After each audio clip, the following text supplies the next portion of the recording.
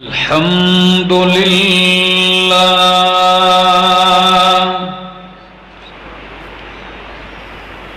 الحمد لله رب العالمين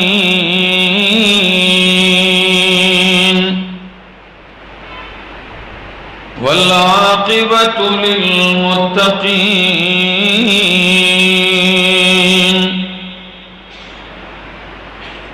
والصلاة والسلام على أشرف الأنبياء وإمام المرسلين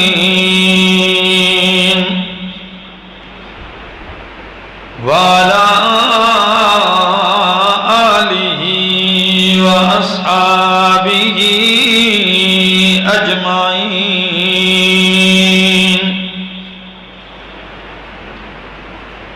أما بعد فأعوذ بالله من الشيطان الرجيم. بسم الله الرحمن الرحيم.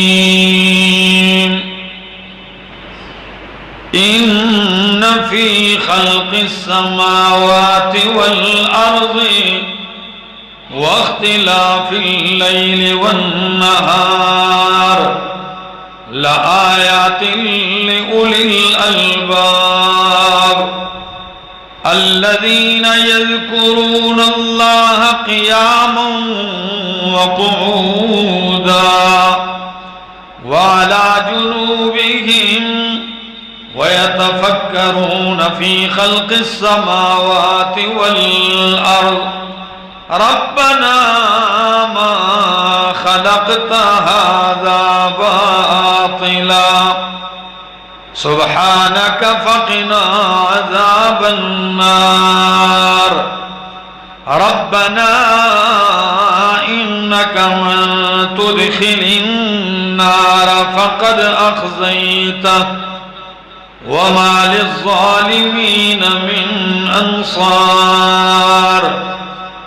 وقال تعالى وما خلقت الجن والإنس إلا ليعبدون. سبحان ربك رب العزة عما يصفون وسلام على المرسلين والحمد لله رب العالمين.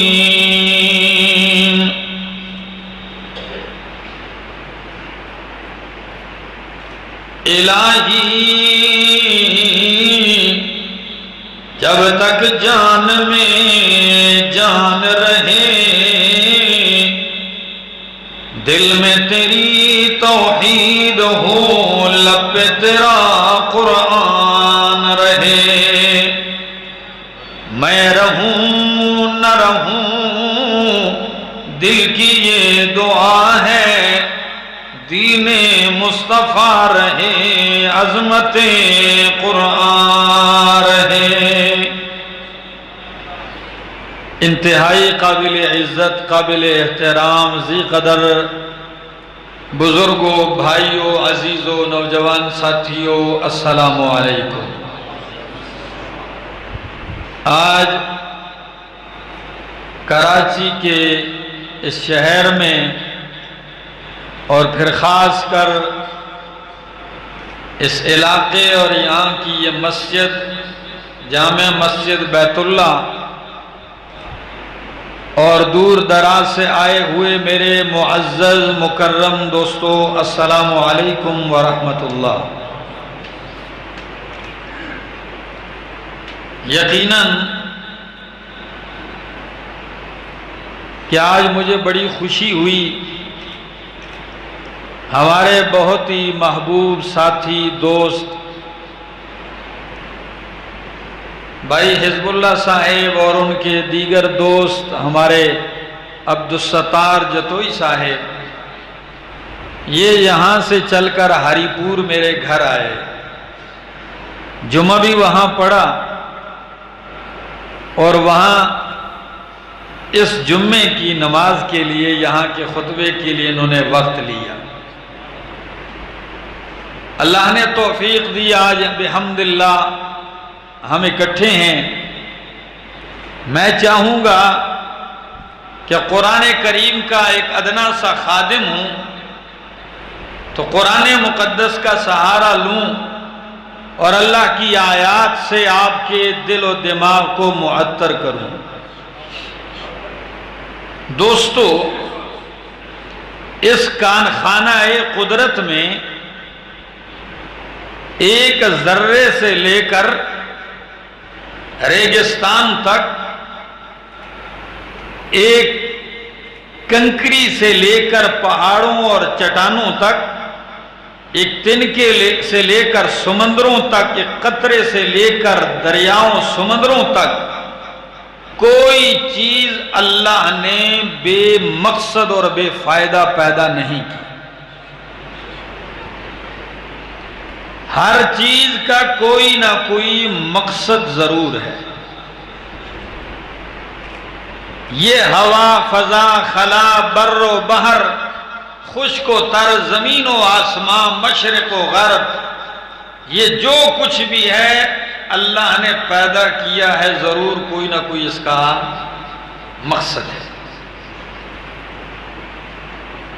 اور وہ مقصد قرآن ذکر کرتا ہے۔ اس دنیا میں گھومنے والے بہت لوگ ہیں، لیکن اس مقصد کو سمجھنے والے بہت کم ہیں۔ میں نے سورہ آل عمران آیت 190 کی تلاوت کی آپ کے سامنے۔ قرآن کیا کہتا ہے، ذرا دل و دماغ کو حاضر رکھیے۔ فرمایا ان فی خلق السماوات والارض، ان فی خلق السماوات والارض واختلاف اللیل والنہار لآیات لأولی الالباب۔ اللہ، ان فی خلق السماوات، بے شک آسمان کی پیدائش میں، ساتوں آسمان کی تخلیق میں، والارض، زمین کی پیدائش میں، واختلاف اللیل والنہار، دن رات کے اختلاف، عدلنے بدلنے میں، کبھی دن بڑا رات چھوٹی، اور کبھی رات بڑی دن چھوٹا ہوتا جا رہا ہے۔ ان ساری چیزوں میں لآیات لأولی الالباب، نشانیاں ہیں اللہ کی وحدانیت کی، لآیات، نشانیاں ہیں اللہ کی قدرت کی، طاقت کی، عظمت کی، کبریائی کی، خالقیت اور ربوبیت کی، لآیات، اللہ کی معرفت کی نشانیاں ہیں، لیکن کن لوگوں کے لیے؟ لِأُولِي الْأَلْبَابِ، عقل والوں کے لیے، جو عقل سے کام لیتے ہیں۔ اب آپ کہیں گے کراچی والوں، دنیا میں تو پاگل بھی اپنے آپ کو بے عقل نہیں سمجھتا، دنیا میں تو دیوانہ بھی یہ کہتا ہے کہ عقل مند تو میں ہوں، باقی ساری دنیا پاگل ہے، دیوانی ہے۔ عقل مند کون ہے؟ عقلوں کو پیدا کرنے والے اللہ، عقل مندوں کو پیدا کرنے والے اللہ۔ بتلا دیجئے کہ عقل مند لوگ کون ہیں آپ کے یہاں؟ فرمایا الذین یذکرون اللہ۔ میری بات سمجھ میں آ رہی ہے؟ الذین یذکرون اللہ، عقل مند وہ لوگ ہیں جو اللہ کو یاد کرتے ہیں، یذکرون اللہ، جو اللہ کا ذکر کرتے ہیں، اللہ انہیں یاد رہتا ہے۔ کیسے؟ قیاماً وقعوداً وعلی جنوبہم، کھڑے کھڑے بھی اللہ کو یاد کرتے ہیں، وقعوداً، بیٹھے بھی اللہ کو یاد کرتے ہیں، وعلی جنوبہم، لیٹے کروٹ کے بل بھی کسے یاد کرتے ہیں؟ جو اللہ کو مانتے ہیں، جانتے ہیں، محبت رکھتے ہیں، تو وہ کہیں اور جواب دے تاکہ مجھے سمجھ میں آئے کہ کراچی والے میری بات سمجھ رہے ہیں۔ فرمایا الذین، عقل مند وہ ہیں، یذکرون اللہ، جو اللہ کو یاد کرتے ہیں، قیاماً، کھڑے کھڑے، قعوداً، بیٹھے بیٹھے، وعلی جنوبہم، اور کروٹ کے بل۔ کیا مطلب ہے؟ یہ مطلب ہے کہ ایسا ہی نہیں کہ صرف اللہ کو یاد کرنے کے لیے کونا میں بیٹھنا ضروری ہو، اللہ کو یاد کرنے کے لیے کسی کمرے میں بیٹھنا ضروری ہو، نہیں نہیں، اگر وہ کھڑے ہیں تب بھی ان کے دماغ میں یاد اللہ کی ہے، اگر وہ چل رہے ہیں تب بھی اللہ کو یاد کر رہے ہیں، اگر وہ اپنے بستر پہ آتے ہیں، کروٹ کے بل لیٹتے ہیں، تب بھی ان کو کون یاد رہتا ہے؟ اللہ یاد رہتا ہے۔ کسی مفسر نے یہ بھی توجیہ نکالی ہے کہ یذکرون اللہ قیاما، کہ کھڑے ہو کے نماز پڑھتے ہیں، اگر صحت مند اور توانا ہوتے ہیں اور طاقت نہ ہو تو بیٹھ کے پڑھتے ہیں، اور اگر بیٹھ کے بھی پڑھنے کی طاقت نہ ہو تو والا جنوبہم، کروٹ کے بل ٹیک لگائے بھی نماز نہیں چھوڑتے۔ یہ عقل مند لوگ ہیں۔ یا اللہ، اور نشانیاں ان کی۔ فرمایا وَيَتَفَكَّرُونَ فِي خَلْقِ السَّمَاوَاتِ وَالْأَرْضِ، اور آسمان و زمین کی تخلیق میں، پیدائش میں، یتفکرون، غور کرتے ہیں، فکر کرتے ہیں، یعنی غفلت میں وقت نہیں گزارتے، آسمان و زمین کی تخلیق میں، بولیے، فکر کرتے ہیں، سوچتے ہیں، یتفکرون۔ کئی لوگ ہیں 20 سال، 50 سال، 60 سال، 100 سال کا عرصہ گزار دیتے ہیں، لیکن وہ کبھی فکر نہیں کرتے ہیں۔ کراچی والوں، فکر اور اللہ کے بارے میں فکر کرنا، اللہ کی قدرتوں، عظمتوں، جلال، کبریائی، خالقیت میں سوچنا، اللہ کی پیدا کردہ مخلوق میں غور کرنا، اللہ تک پہنچنا، یہ دل کی اہم ترین عبادتوں میں سے عبادت ہے۔ اور اگر فکر نہ ہو انسان میں تو انسان حیوان ہے۔ کیا ہے؟ یہ حیوان ہے، کیونکہ حیوان کو کوئی فکر نہیں ہے، یہ کیا ہو رہا ہے، کیوں ہو رہا ہے، اس کو کوئی فکر۔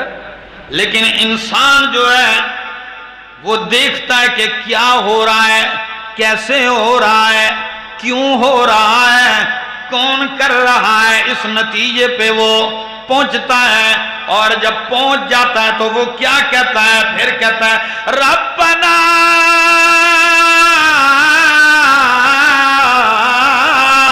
ما خلقت هذا باطلا، ربنا ما خلقت هذا باطلا، اے ہمارے رب، تو نے یہ جو کچھ بھی پیدا کیا ہے یہ بے فائدہ نہیں پیدا کیا ہے، اس میں ضرور کوئی نہ کوئی مقصد ہوگا، کوئی نہ کوئی فائدہ ہوگا۔ کیا اللہ نے یہ ساری کائنات ویسے ہی بنا دی ہے؟ ویسے ہی ہم پیدا کر دی؟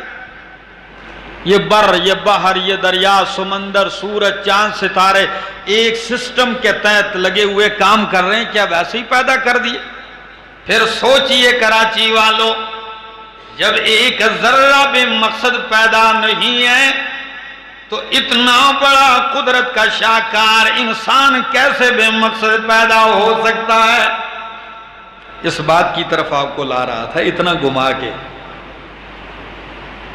کہ جب اتنی چیزیں، ایک ذرہ، ایک قطرہ، چٹان، پودا، پتا، تنکا بے مقصد نہیں پیدا، تو اتنا عظیم انسان، قدرت کا شاہکار کیسے بے مقصد پیدا ہو گیا. اور یہی قرآن کہتا ہے افحسبتم انما خلقناکم عبثا. اللہ افحسبتم انما خلقناکم عبثا وانکم الینا لا ترجعون. کیا تم نے یہ خیال کر رکھا ہے کہ ہم نے تمہیں بے مقصد پیدا کیا ہے, تم نے لوٹ کے ہمارے پاس نہیں آنا؟ نہیں, ایسا نہیں. کبھی اللہ کا قرآن کہتا ہے اَيَحْسَبُ الْإِنسَانُ أَن يُتْرَكَ سُدًى. دیکھیے میں قرآن ہی پڑھتا جا رہا ہوں. اَيَحْسَبُ الْإِنسَانُ أَن يُتْرَكَ سُدًى. کیا انسان یہ خیال کر بیٹھا ہے کہ وہ یوں ہی بے لگام چھوڑ دیا جائے گا؟ سدا محملہ, ایسے ہی بے فائدہ باطل چھوڑ دیا جائے گا, جو مرضی کرے. یا انسان کا یہی مقصد ہے کراچی والوں کہ پیدا ہے, بڑھے گا, کمائے گا, کھائے گا, بچے پالے گا, بیوی پالے گا. اگر یہی مقصد ہے تو پھر معاف کرنا کراچی والوں, یہ ایک پرندہ بھی کرتا ہے, ایک جنگل کا جانور بھی یہ سارا کچھ کرتا ہے کہ سب سے پہلے گھونسلہ بناتا ہے, اس کے بعد پھر شادی ہوتی ہے, اس کے بعد وہ انڈے دیتا ہے گھونسلے میں, اس کے بعد پھر وہ کئی دن انڈوں پہ بیٹھتا ہے پرندہ, پھر بچے نکالتا ہے, پھر جا کے جنگل میں سب سے پہلے تاریخ بھی اٹھا کے دیکھ لیجئے, حیوانات کے اوپر کتابیں لکھی ہیں کہ جب بچہ پیدا ہوتا ہے چڑیا کا تو وہ سانس بھی نہیں لے سکتا, کوئی چیز نگلے گا کیسے؟ تو یہ پرندہ اس کی چونچ کو کھول کے اس کے منہ میں پھونک مارتی ہے تاکہ اس کا حلق کھل جائے. چونچ اس کی کھول کے پھونک مارتی ہے, اس کے بعد جاتی ہے جنگل میں, بر و بحر پہ سفر کرتی ہے, اس کے لیے خوراک لاتی ہے. اگر انسان بھی یہی کرنے کا کے لیے پیدا ہے تو پھر انسان اشرف المخلوق کیوں بن گیا؟ پھر انسان مسجود ملائک کیوں بن گیا؟ پھر انسان رب کا محبوب کیسے بن گیا؟ کہ اس کے تذکرے کرتے ہوئے کبھی قرآن کہتا ہے وَالتِّينِ وَالزَّيْتُونِ وَطُورِ سِينِينَ وَهَذَا الْبَلَدِ الْأَمِينِ لَقَدْ خَلَقْنَا الْإِنسَانَ فِي أَحْسَنِ تَقْوِيمٍ. اللہ فرماتے ہیں وَالتِّينِ, مجھے قسم ہے تین انجیر کی, وَالزَّيْتُونِ, قسم ہے زیتون کی, وَطُورِ سِينِينَ, طور سینا پہاڑ کی قسم ہے, وَهَذَا الْبَلَدِ الْأَمِينَ, اور میرے پاک پیغمبر تیرے اس امن والے شہر مکہ کی قسم ہے. چار قسمیں اٹھانے کے بعد کیا فرمایا؟ لَقَدْ خَلَقْنَا الْإِنسَانَ فِي أَحْسَنِ تَقْوِيمٍ, کہ میں نے انسان کو بڑے احسن سانچے میں پیدا کیا ہے, بڑا خوبصورت بنایا ہے. اور کبھی اللہ شکوہ کرتا ہے اپنے بندے سے, گلہ کرتا ہے, وہ گلہ کیا ہے؟ ما غرک بربک الکریم الذی خلقک فسواک فعدلک فی ای صورت ما شاء رکبک. او انسانا ما غرک بربک الکریم, تجھے اس کرم نواز سے کس نے دھوکے میں ڈال دیا؟ وہ تو بڑا کریم ہے, تجھے کس نے دھوکے میں ڈالا ہے اس سے کہ وہ ہماری سنتا نہیں, وہ ہماری ضرورتیں نہیں پوری کرتا, وہ ہماری پکار نہیں سنتا, وہ ہماری حاجتیں پوری نہیں کرتا. کس بدبخت نے تمہیں دھوکے میں ڈال رکھا ہے؟ وہ تو وہ ذات ہے خلق کا. پہلا جملہ خلقک تجھے پیدا کیا ہے، اللہ فسواک پھر تجھے برابر کیا ہے، درست کیا ہے، اللہ فعدلک پھر تیرے اعضاء کا توازن بنایا، یہ نہیں کہ ایک ہاتھ تو 2 فٹ کا اور دوسرا 5 کا ہو جائے، ایسے ہی نہیں کیا کہ ایک آنکھ تو خوبصورت ہے اور دوسری اتنی بڑی ہو جائے، نہیں، ایک کان چھوٹا ہے اور دوسرا جو ہے وہ ایک بالش ہو جائے، عدلک فی ای صورت ما شاء رکب پھر جس صورت میں تجھے چاہا بنا دیا ہے، اللہ اور بنایا ایسا بنایا ہے کہ اس سے بہتر صورت نہ ہے نہ آ سکتی ہے،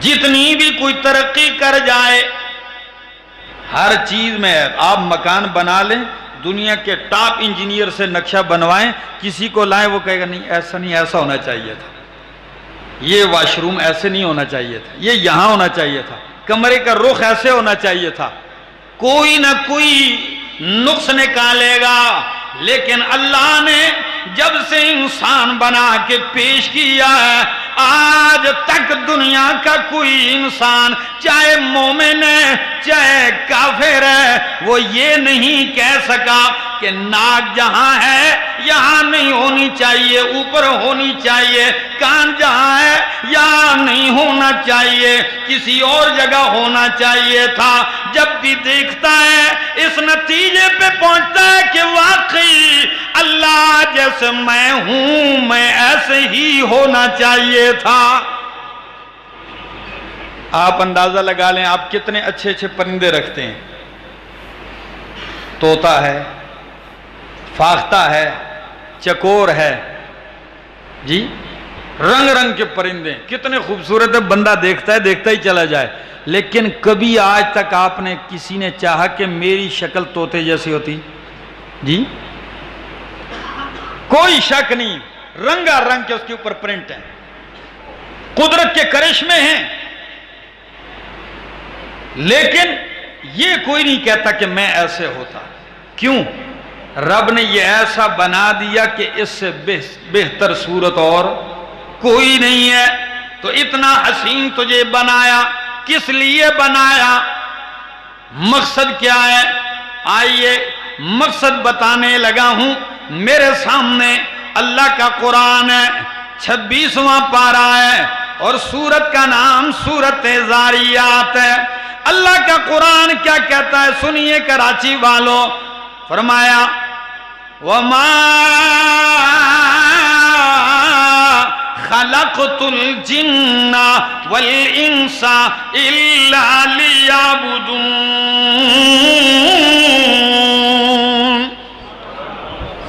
مَا خَلَقْتُ الْجِنَّ وَالْإِنسَ إِلَّا لِيَعْبُدُونَ، کہ میں نے انسان کو جنات کو پیدا کیا ہے لیعبدون، تاکہ یہ میری بندگی کریں، ساری کائنات کو خدمت انسان میں لگا دیا اور انسان کو رحمان کی عبادت میں لگا دیا، کہ آپ اس لیے پیدا ہیں، لیعبدون میری بندگی کے لیے پیدا ہے۔ تو کراچی والو اگر انسان کی زندگی میں بندگی نہ ہو تو یہ زندگی نہیں ہے۔ شاعر کہتا ہے زندگی آمد برائے بندگی، زندگی آمد برائے بندگی، زندگی بے بندگی شرمندگی۔ زندگی تو بندگی کے لیے، بندگی نہیں ہے تو یہ زندگی شرمندگی بن جائے گی۔ اللہ، اور آپ کو پتہ ہے انسان بندے کو عبد کہتے ہیں، کیا؟ عبد، اور عبد غلام کو بھی کہتے ہیں، اور ہمارے جو اردو کا لفظ ہے بندہ، پشتو میں بھی استعمال ہوتا ہے، اردو میں بھی استعمال ہوتا ہے، کئی بولیوں میں۔ یہ عبد کا ترجمہ ہے بندہ، اور اگر میں آپ کو سادہ سے معنی کر دوں کہ کسی چیز کو جکڑنا ہو تو اس کو کہتے ہیں باندھنا۔ ہر طرف سے جب آپ اس کو باندھ دیں تو کیا ہوتا ہے؟ کہتے ہیں یہ چیز باندھ دی گئی۔ تو بندہ آزاد نہیں، بندہ رب کی مرضیوں میں، رب کی چاہتوں سے باندھا ہوا ہے۔ یہ بندگی ہے۔ کرنا کیا ہے، کیا نہیں کرنا، کیسے کرنا ہے، کب کرنا ہے، یہ اللہ کی مرضی کے مطابق کرنا ہے، یہ ہے بندہ۔ اور طریقہ مصطفیٰ کا ہو صلی اللہ علیہ وسلم۔ تو انسان اس لیے پیدا ہے، اور یہی انسان کامیاب ہے کہ وہ اپنے مقصد میں آ جائے۔ یہ مائک ایک کمپنی نے بنایا ہے تو ایک مقصد کے لیے بنایا ہے۔ اگر اس مقصد سے آپ اس کو نکال کے گاڑی کے ٹائر کے ساتھ لگا دیں، ادھر بڑا خوبصورت لگے گا، ضائع ہوگا کہ نہیں ہوگا؟ یہ اس کی جگہ نہیں، اس لیے نہیں بنا ہے۔ جو چیز جس چیز کے لیے بنی ہے اس کا وہی کام وہ کرے تو کامیاب، نہیں وہ ناکام ہے۔ ایک مثال سمجھا دوں کراچی والوں حدیث سے، قرآن پڑھا حدیث بھی سن لیجئے۔ صحیح بخاری، صحیح مسلم مجلس لگی ہے نبی کریم صلی اللہ تعالی علیہ وسلم کی۔ مجلس مصطفیٰ کے کیا ہی نظارے ہوتے تھے، کیا ہی انوارات ہوتے تھے، کیا عظیم لوگ ہیں صحابہ کرام کہ وہ مجلس میں رخ مصطفیٰ کا دیدار کیا کرتے تھے۔ اللہ اکبر۔ خدا کی قسم ایک بندہ 100 سال تک رہے بیٹھ کے کونے میں اللہ اللہ اللہ کرتا رہے اور آنکھ جپکنے کے برابر بھی گناہ نہ کرے، نافرمانی نہ کرے، اس کو جو مرتبہ ملتا ہے یہ صحابی کو چہرہ مصطفیٰ پہ ایک نظر ڈالنے سے مل جاتا ہے۔ یہی وجہ ہے کہ جس کو چہرہ مصطفیٰ صلی اللہ علیہ وسلم کی زیارت ہو گئی، باقی کائنات کی ساری مخلوق بعد میں آنے والے اکٹھے ہو جائیں، علماء ہو، محدثین ہو، فقہاء ہو، مجتہدین ہو، سارے مل کے اس شخصیت کے گرد راہ کا مقابلہ بھی نہیں کر سکتے۔ مجلس لگی ہے، نبی علیہ السلام نے فرمایا میرے ساتھیو، بنی اسرائیل میں ایک بندہ بیل چلا رہا تھا، جانتے ہیں نا گائے بکری بیل چلانے لگا، چلتے چلتے بیل کے اوپر سوار ہو گیا، اس سے گھوڑا بنا دیا، یعنی اس پہ سواری کرنے لگا اور مار بھی رہا ہے اوپر سے۔ اچانک بیل نے یوں سر اٹھایا اور کیا کہا، اِنَّا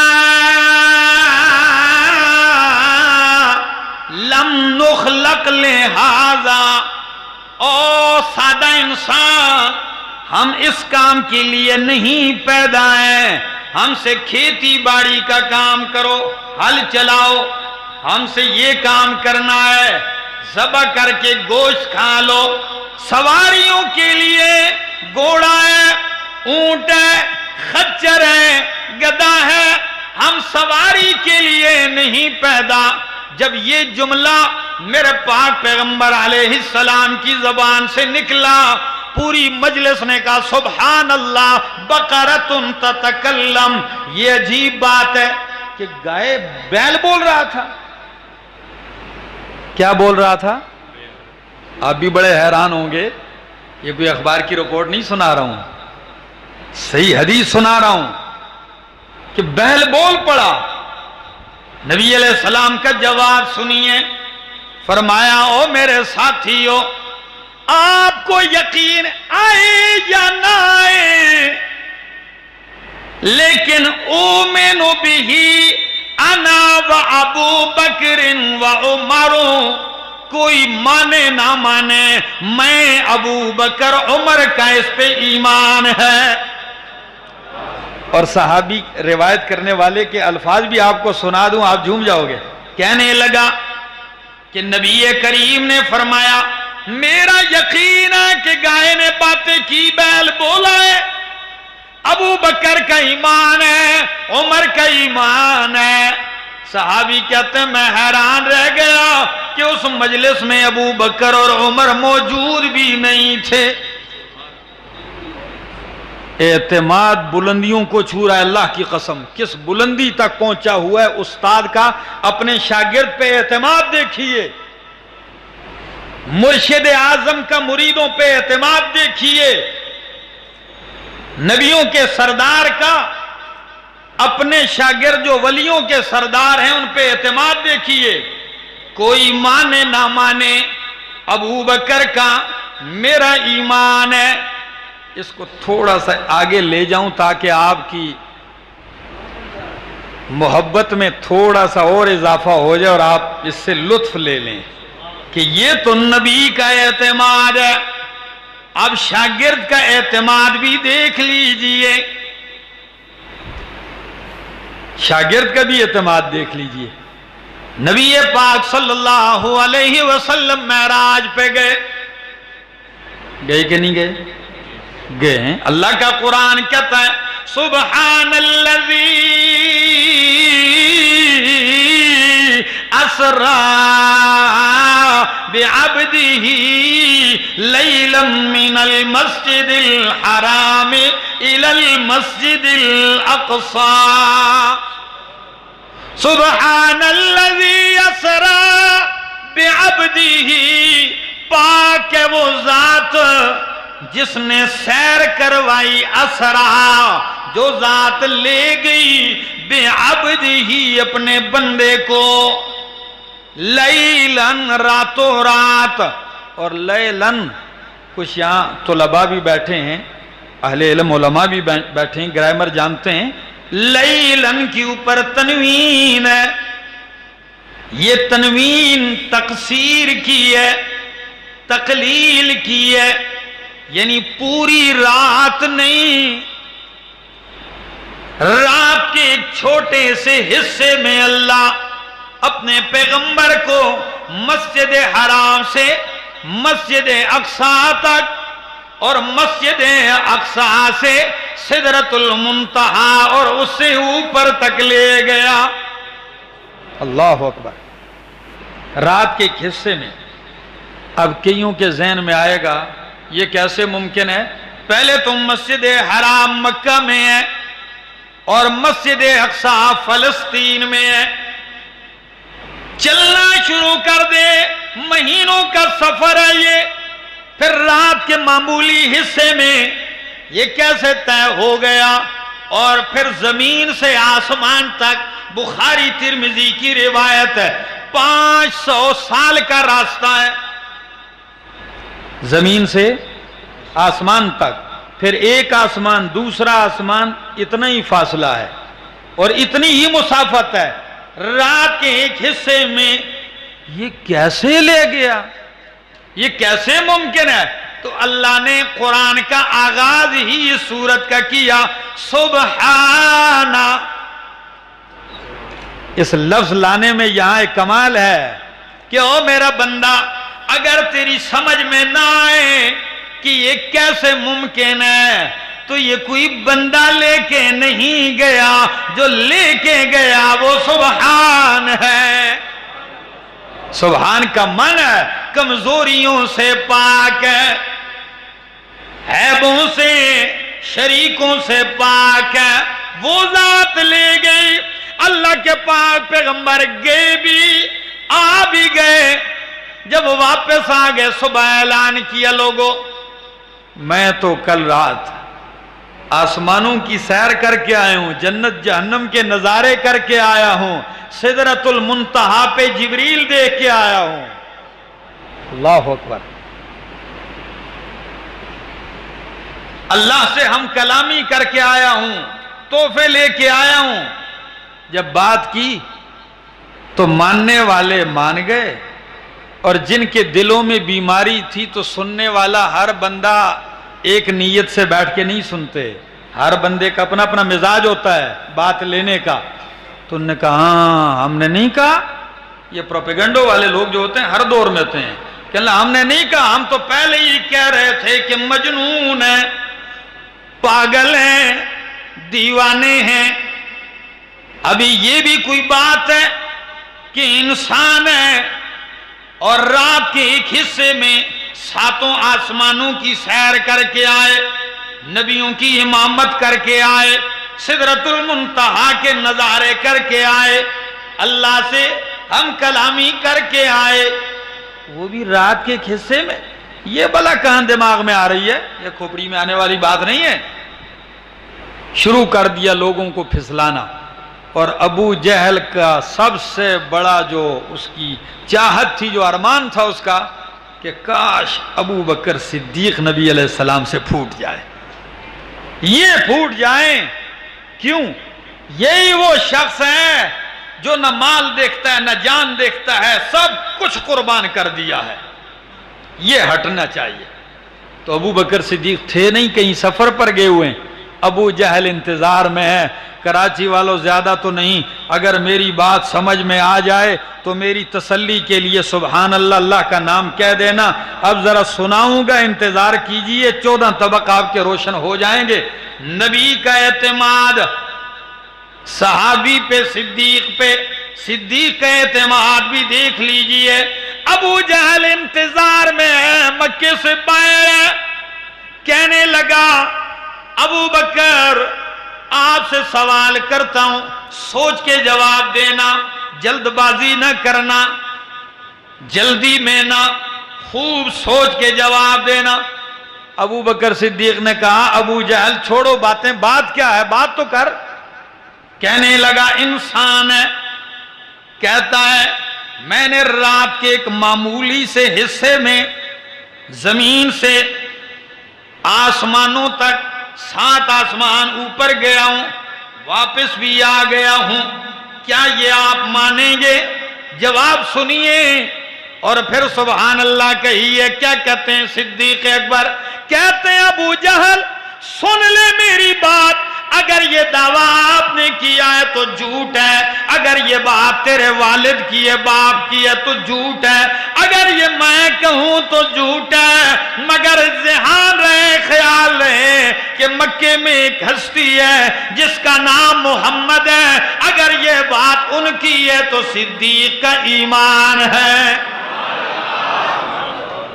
ابو بکر صدیق آنکھیں بند کر کے اس پہ یقین کرتا ہے۔ اللہ اکبر، کوئی مانے یا نہ مانے، اتنا اعتماد۔ تو میں نے حدیث کیا سنائی تھی آپ کو کہ بنی اسرائیل کا ایک شخص بیل پہ سواری کرنے لگا، بیل نے کہا انا لم نخلق لہذا، ہم اس کے لیے نہیں پیدا ہیں۔ تو میرا استدلال اس حدیث سے وہ سن لیجئے، میرا استدلال یہ ہے کہ او کراچی روشنیوں کے شہر میں رہنے والوں، کل ہم تھوڑا اردو بازار گئے، وہاں سے کچھ کتابیں خریدیں، بھائی حزب اللہ صاحب بھی تھے، باقی بہت سارے ہمارے دوست تھے، تو میری نظر پڑی ایک بورڈ کے اوپر لکھا ہوا تھا روشنیوں کا شہر کراچی۔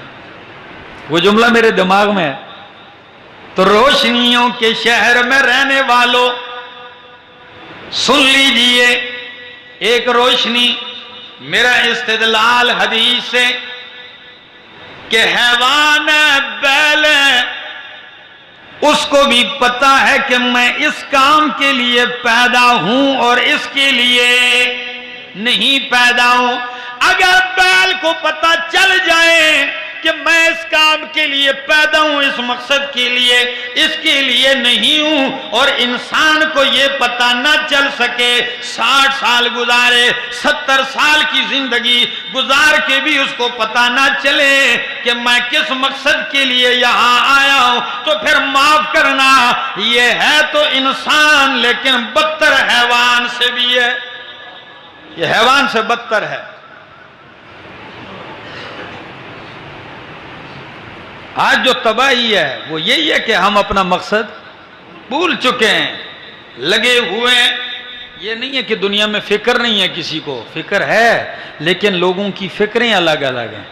کسی کو مکان کی، کسی کو گاڑی کی، کسی کو تجارت دکان کی، کسی کو بیوی بچے کی فکر ہے، کسی کو خوراک کی فکر ہے، لیکن اتنا کارخانہ قدرت دیکھ کے کوئی یہ فکر نہیں کرتا کہ اللہ نے یہ اتنی کائنات کیوں مزین کر رکھی ہے، یہ کیوں بنائی ہے، اس کا کوئی مقصد بھی ہے کہ نہیں، اس کی طرف کوئی دھیان نہیں کرتا۔ ہم نے اس میں سوچنا ہے، یہ عبادت ہے۔